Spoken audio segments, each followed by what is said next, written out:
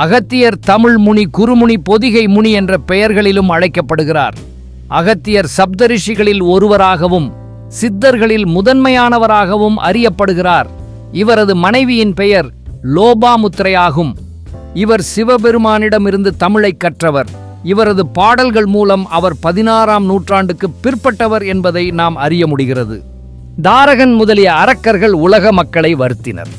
அவர்கள் அழிக்க இந்திரன், வாயு, அக்கினி ஆகியோர் பூமிக்கு வந்தனர். அவங்களை கண்ட அசுரர்கள் கடலுக்குள் ஒளிந்தனர். இந்திரனின் யோசனைப்படி அக்கினி வாயுவுடன் கூடி பூமியில் விழுந்து அகத்தியராய் அவதரித்து சமுத்திர நீரை குடித்துவிட இந்திரன் அசுரர்களை அழித்தார். அத்துடன் நீரை மீண்டும் கடலுக்குள் விடுத்தார். அகத்தியர் நீரின் மேல் படுத்தபடியே 12 ஆண்டுகள் கடுந்தவம் இருந்தவர். கைலையில் நடந்த சிவபெருமான் திருமணத்தின் போது வடதிசை தாழ்ந்து தென் திசை உயர்ந்தது.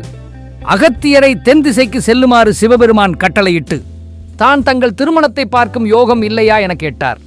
அதற்கு சிவபெருமான், நீ வேண்டுமிடத்தில் வேண்டும் நேரத்தில் வந்து காட்சி தருவோம் என கூறினார்.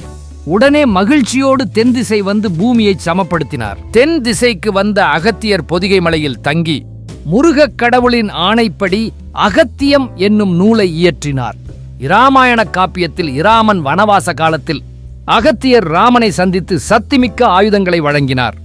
இலங்கை மன்னர் இராவணனை தம் இசை திறமையால் வென்றார்.